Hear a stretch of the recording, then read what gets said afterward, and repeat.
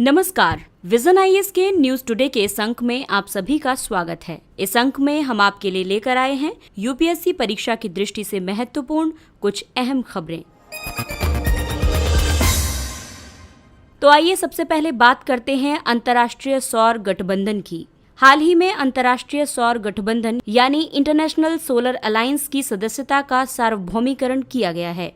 हाल ही में आईएसए समझौते में एक संशोधन किया गया है, जिसके अंतर्गत संयुक्त राष्ट्र के सभी 192 सदस्य देशों को इस गठबंधन में शामिल होने की अनुमति प्रदान की गई है। इससे पहले केवल कर्क और मकर रेखा के बीच अवस्थित सौर संसाधन संपन्न देश ही इस गठबंधन की सदस्यता के पात्र थे। आइए अब आईएसए यानी इंटरनेशनल सोलर अलायंस से जुड़े कुछ महत्वपूर्ण बिंदुओं को समझते हैं। आईएसए वर्ष 2016 के पेरिस जलवायु समझौते के तहत गठित एक बहुपक्षीय मंच है। आईएसए के लक्ष्य क्या हैं?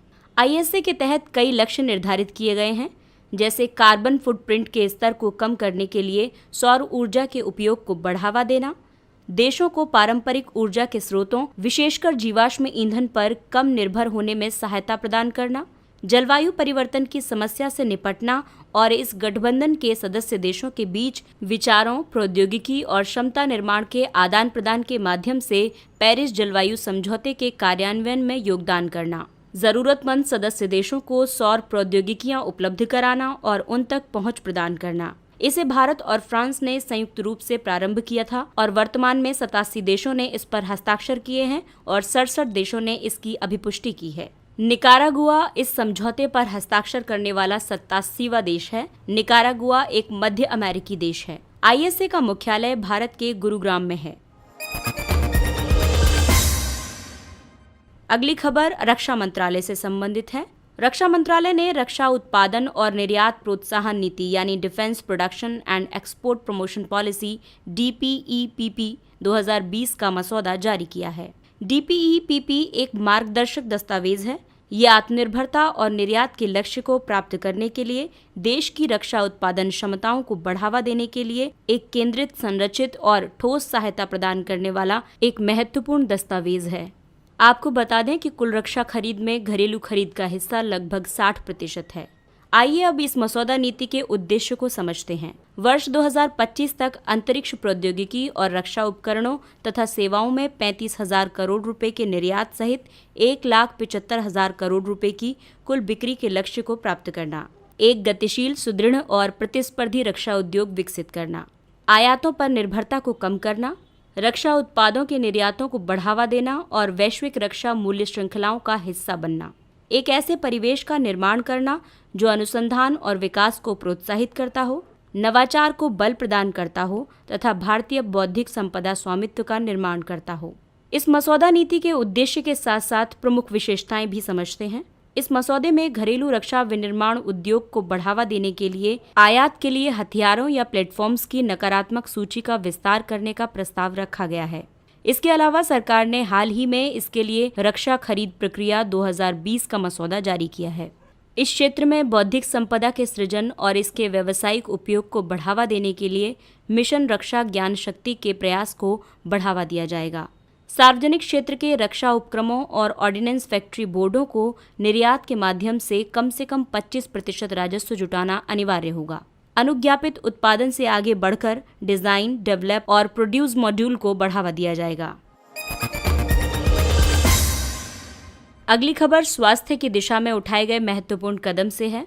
Electronic vaccine intelligence network eVIN electronic vaccine intelligence network स्वदेशी रूप से विकसित एक तकनीकी समाधान है। इसका उद्देश्य वैक्सीन के भंडार और बाजार में उपलब्धता के बारे में वास्तविक समय के आधार पर जानकारी प्रदान करके सार्वभौमिक टीकाकरण को सुदृढ़ करना है।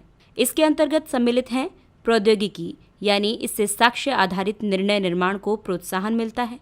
गवर्नेंस या अभिशासन, इससे वैक्सीन से संबंधित प्रभावी लॉजिस्टिक्स प्रबंधन सुनिश्चित होता है। मानव संसाधन, इससे सरकारी कोल्ड चेन प्रबंधकों का क्षमता निर्माण कर राज्य कोल्ड चेन नेटवर्क को सशक्त बनाने में सहायता मिलती है। ई-विन से वृहद डेटा आर्किटेक्चर निर्मित करने में मदद मिली है। इससे आंकड़ों के आधार पर निर्णय लेने और खपत के आधार पर योजना बनाने के लिए क्रियात्मक विश्लेषण करने में सहायता मिलती है। इस प्रकार इससे लागत को कम करने में भी सहायता प्राप्त होती है। इसके अलावा ये किसी भी नए टीके के लिए लाभ प्राप्त करने की क्षमता भी प्रदान करता है। वर्तमान में ई-विन ने 32 राज्यों और संघ राज्य क्षेत्रों तक पहुंच स्थापित कर ली है। इसमें अंडमान और निकोबार द्वीप समूह, चंडीगढ़, लद्दाख और सिक्किम शेष हैं। वर्तमान में 22 राज्यों और 2 संघ राज्य क्षेत्रों में स्थित 23,507 कोल्ड चेन पॉइंट्स नियमित रूप से ई-विन का उपयोग करते हैं। अधिकांश स्वास्थ्य केंद्रों पर 24 घंटे टीकों की उपलब्धता बढ़कर 99% हो गई है। वर्तमान में कई राज्य विशिष्ट कोविड-19 सामग्री की आपूर्ति पर निगरानी रखने, उसकी उपलब्धता सुनिश्चित करने और 81 आवश्यक दवाओं तथा उपकरणों की कमी होने पर अलर्ट जारी करने के लिए 100% अनुपालन दर के साथ ई-विन एप्लीकेशन का उपयोग कर रहे हैं। अगली खबर पर्यावरण से संबंधित है। कुछ विशेष श्रेणी की परियोजनाओं के लिए राष्ट्रीय वन्यजीव बोर्ड की स्वीकृति की आवश्यकता नहीं है।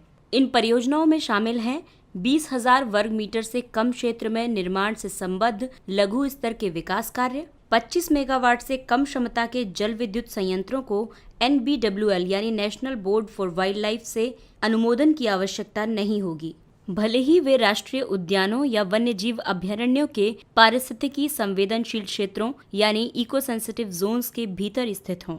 वन्यजीव संरक्षण अधिनियम 1972 के प्रावधानों के अनुसार एक अभयारण्य या राष्ट्रीय उद्यान के भीतर किसी भी गैर वानिकी गतिविधि के लिए national board for wild life की स्थायी समिति से मंजूरी की आवश्यकता होती है। National board for wild life वन्यजीव संरक्षण अधिनियम 1972 के तहत गठित एक सांविधिक निकाय है। ये वनों के संरक्षित क्षेत्रों या ESZ यानी इको सेंसिटिव जोन्स में संभावित अतिक्रमण करने वाली औद्योगिक परियोजनाओं, सड़क डायवर्जन या अन्य निर्माण कार्यों के बारे में न्याय निर्णय करता है। National board for wild life की अध्यक्षता प्रधानमंत्री करते हैं और इसकी स्थायी समिति की अध्यक्षता केंद्रीय पर्यावरण, वन और जलवायु परिवर्तन मंत्री करते हैं। इको सेंसिटिव जोन्स या पारिस्थितिकी रूप से नाजुक क्षेत्र संरक्षित क्षेत्रों, राष्ट्रीय उद्यानों और वन्यजीव अभयारण्यों के आसपास 10 किलोमीटर के दायरे में अवस्थित क्षेत्र है। इनका उद्देश्य वन्यजीवों और जैव विविधता के संरक्षण के लिए निम्न सुरक्षा वाले क्षेत्रों में ट्रांजिशन जोन के रूप में कार्य करना है। ये क्षेत्र वन्यजीवों और जैव विविधता को नुकसान पहुंचने से सुरक्षा प्रदान करते हैं। इसे पर्यावरण संरक्षण अधिनियम 1986 तथा वन्यजीव संरक्षण अधिनियम 2002 के तहत पर्यावरण, वन और जलवायु परिवर्तन मंत्रालय द्वारा अधिसूचित किया गया है।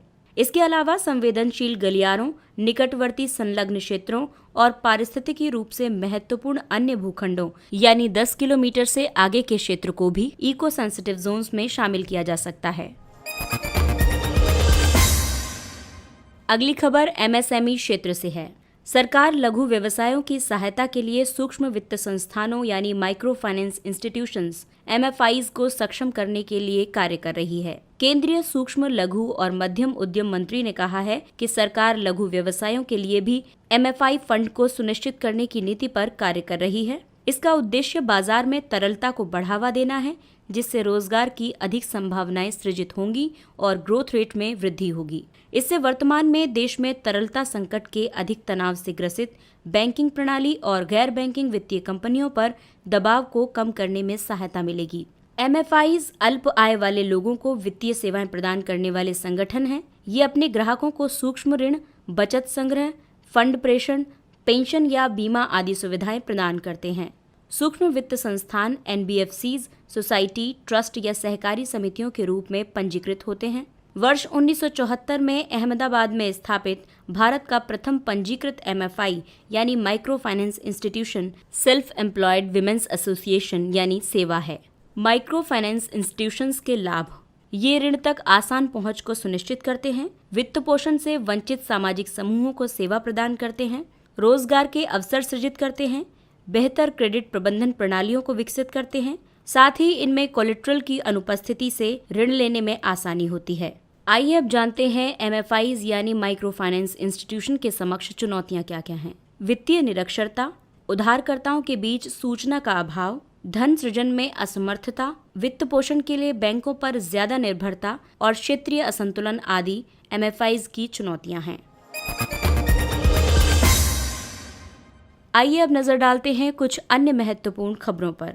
स्पेस एक्स ड्रैगन कैप्सूल की पृथ्वी पर वापसी। ये स्पेस एक्स एक निजी कंपनी का अंतरिक्ष यान है जो अंतरिक्ष यात्रियों को कक्षा यानी ऑर्बिट तक ले जाने और वापस लाने में सक्षम है।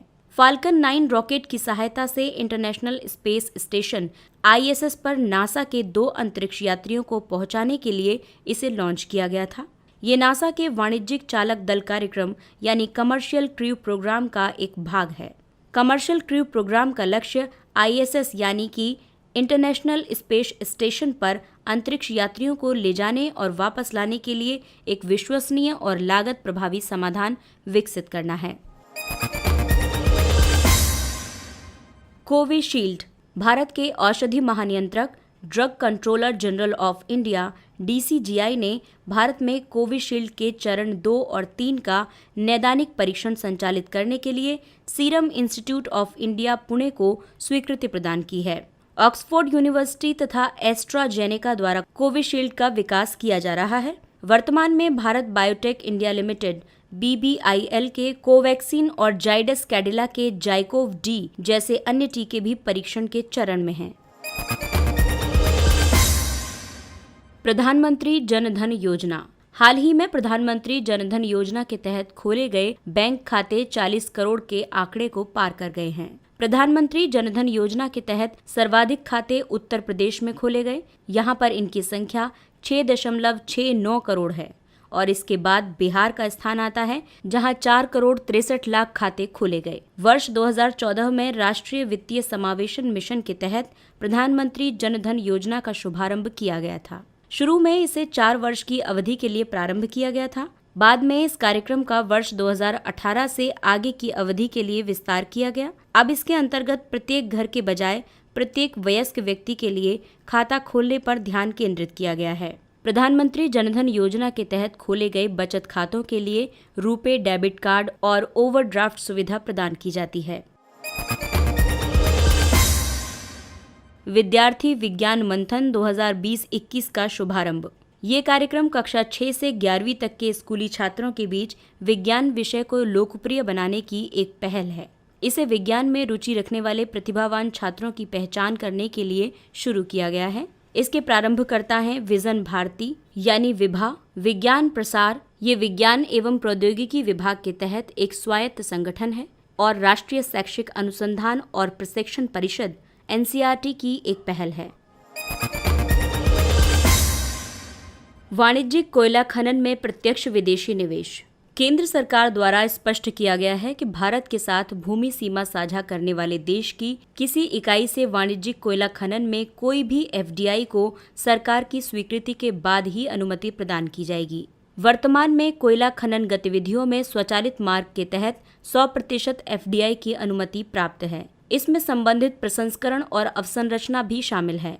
इसके अंतर्गत निजी क्षेत्र के लिए वाणिज्यिक कोयला खनन का मार्ग प्रशस्त करने और भारत में निवेश करने के लिए वैश्विक खनिकों को आकर्षित करने की अनुमति प्रदान की गई है। महिला उद्यमिता और सशक्तिकरण WEE IIT दिल्ली द्वारा प्रारंभ की गई तथा विज्ञान एवं प्रौद्योगिकी विभाग DST द्वारा समर्थित ये अपनी तरह की भारत की पहली सामाजिक राष्ट्रीय पहल है।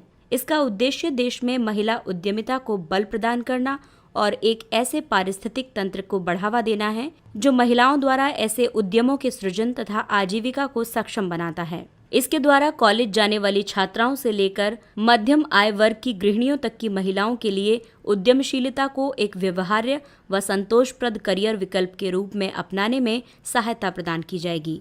ये संपूर्ण भारत की महिला उद्यमियों को उनके उत्पादों के लिए संभावित निवेशकों और क्रेताओं से जोड़ती है ताकि वे अपने व्यवसाय के विचार को वित्तीय रूप से स्थायी उद्यम में बदल सकें। इसके साथ ही ये अंक समाप्त होता है। अगले अंक में फिर मुलाकात होगी कुछ अन्य महत्वपूर्ण खबरों के साथ। तब तक के लिए नमस्कार।